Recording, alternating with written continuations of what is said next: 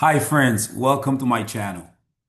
My name is Dr. Gene Dore. Today I am going to help you fill out Form I-765, the application for employment authorization, the work permit.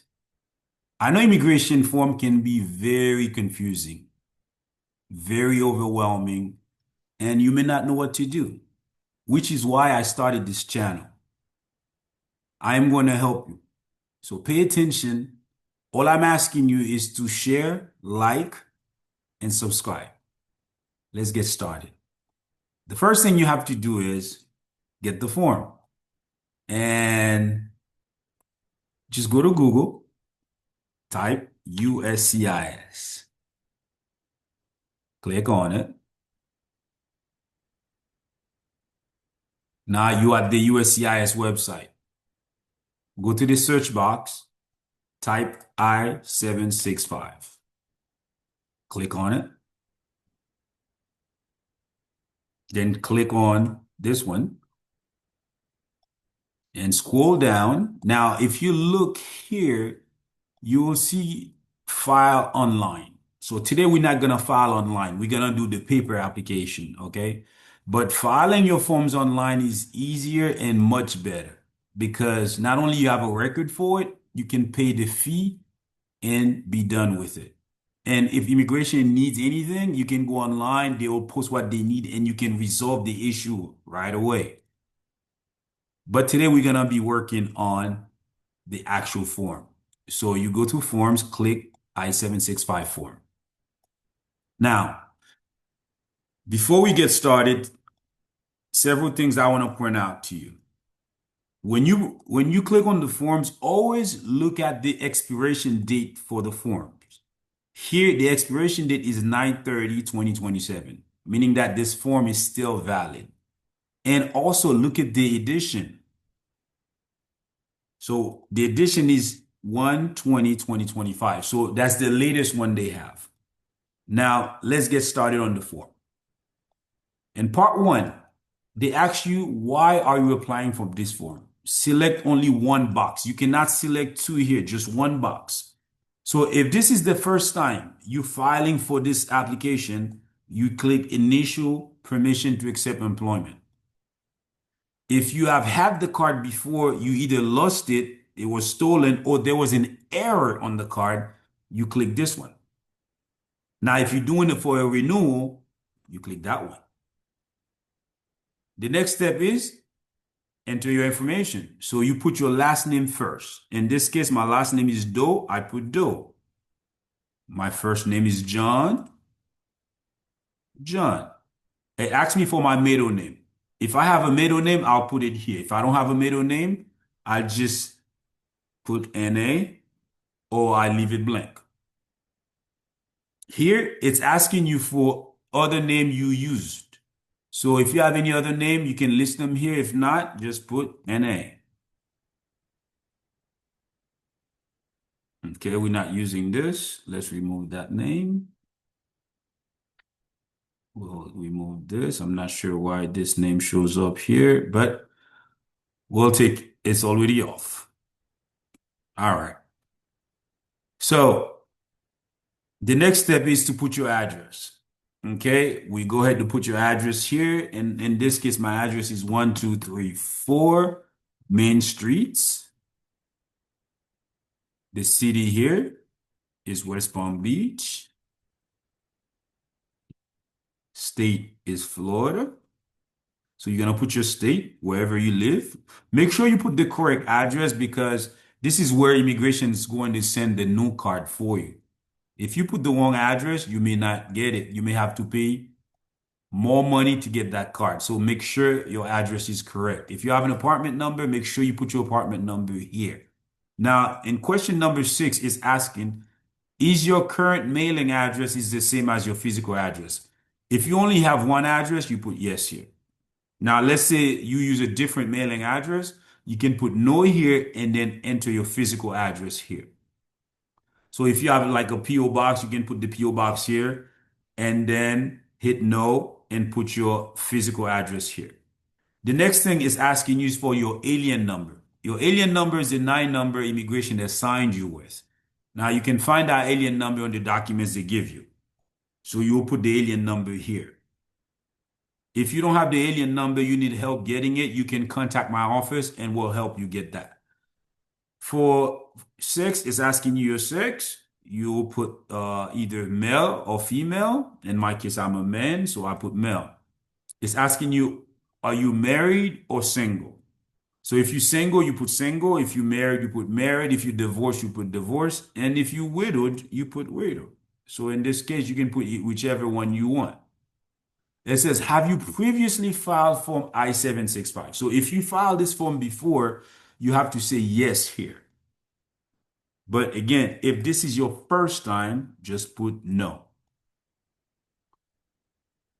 Question 13A asks you, has the Social Security Administration ever issued you a Social Security card? Do you have a Social Security card?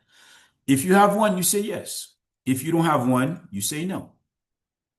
If you have one in 13B, after you say yes, you'll put it here. If you don't have one, you skip question 13, you go to 14. 14 said, do you want the Social Security Administration to issue you a new Social Security card? You'll say yes. That's if you don't have it before.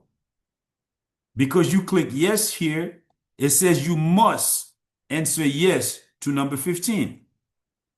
Then you go here to put your father's name. Again, you only fill out this section if you never had a Social Security card before. So you put your father's name. In my case, is Doe. His name too is John. Put my mother's name. Last name Doe. Her first name is Mom. And it's asking you for your country of citizenship. In my case here is Haiti.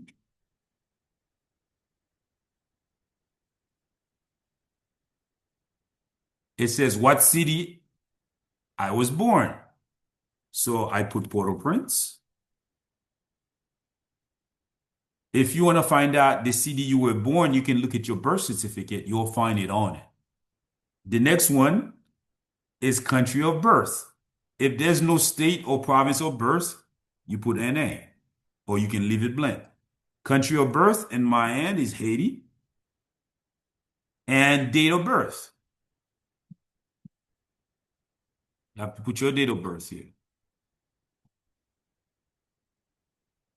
The next step is your I-94. So your I-94 is sometimes on the documents the government gives you, immigration provide to you. Now, if you don't have that, you can Google I-94 and then click on recent I-94, enter your information, and then it will give you your I-94, which will have the date you came to the state, your passport number on it, or your travel document number, either or on it. So once you have that information, you will plug it here on I-94. The next step is your passport number. So you have to put your passport number if you have a passport. If you don't have a passport, leave it blank. If you don't have it, the travel documentation, you could put NA here. And the country that issue your passport. If you have a passport and Haiti issue you your passport, you put Haiti. Whichever country issue the passport, you will put it there. You put the expiration date for your passport here. If your passport is expired, well, you put it there. Mine is not expired yet, so I put it here. Date of your last arrival into the United States. So you look it on the I-94, it'll tell you the last date that you came here to the US. If you don't have an I-94, some people don't have that, but you remember the date, you just put it here. In my case, my date is this. So I just put it there. Well, my date hasn't arrived yet. All right, let's just put 2024. Okay, so place of arrival. So which airport or which border you came through, you'll put that here. In my case, it was Hollywood International Airport. So I'll put that down. It says immigration status. What status you had when you first arrived here? or the last time you arrived in the United States. So if you came on a visa, visitor visa, you'll put that. If you came to paroled, you will put the parole code for it. Again, you will find that information on the I-94.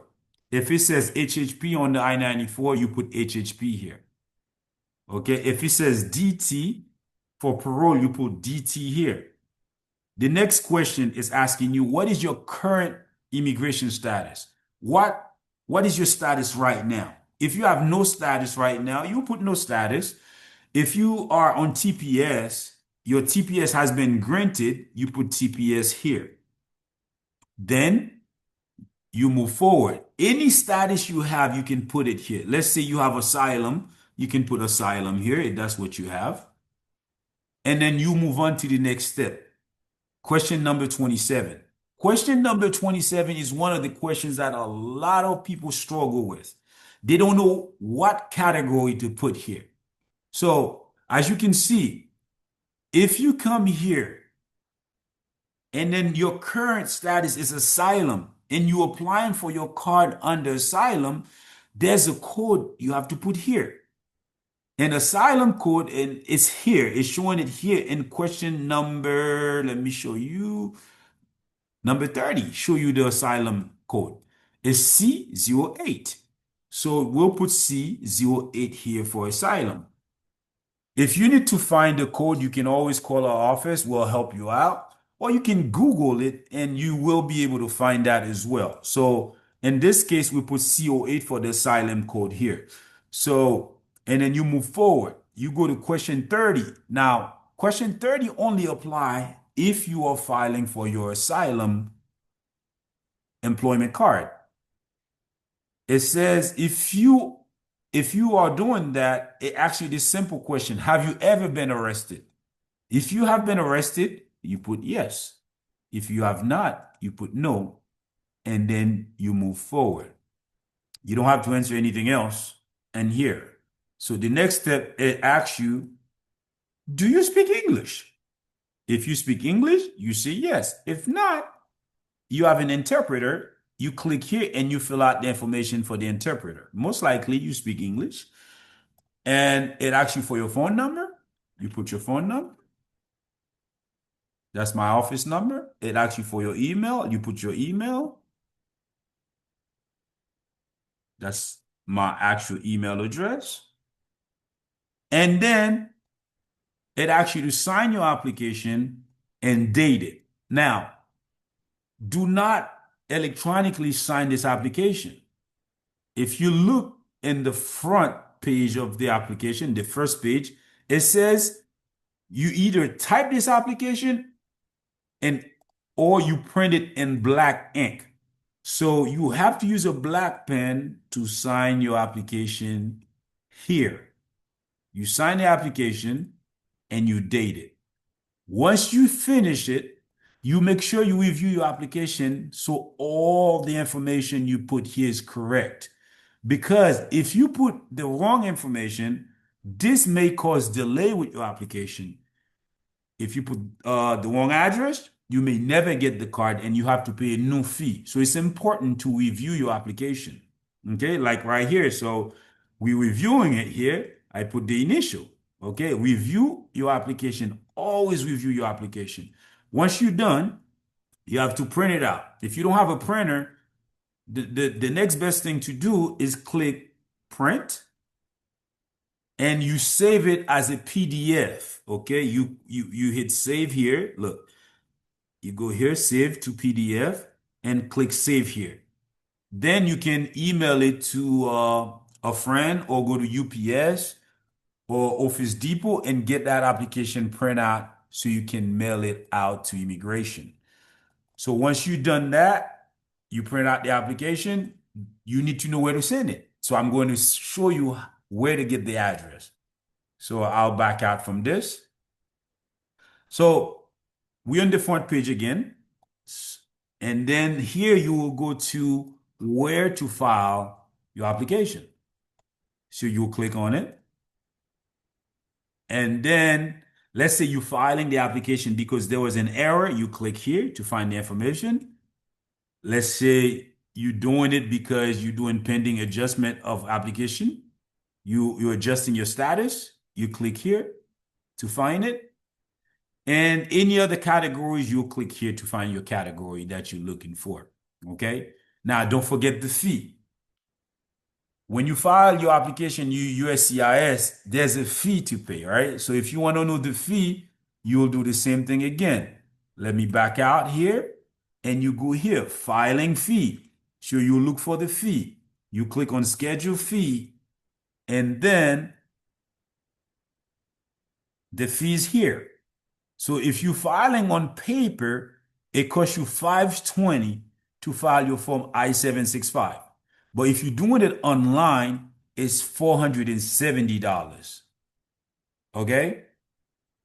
That's what it's asking you here. Look, paper, online. Now, recently, immigration fees has gone up. So if you're doing it for I-485, it's $260. But normally you have to file this, mail it out. But there's a way to do it online. We'll do a video someday on it so we can tell you on how to do it. But right now, this is how to fill out your form I-765 for employment authorization, your work permit. If you have any questions, call my office or leave a comment. Again, we are here to help you. We help this video shed some light on the things you need to do. I know it's hard right now for people, especially to have money to pay somebody to do it, but give it a try, give it a try. Again, you can like our video, share it, and subscribe to our page. Our next video we're going to be making is going to be the I-130 forms, if petition, how to file that petition. Okay, so thank you for watching. God bless you.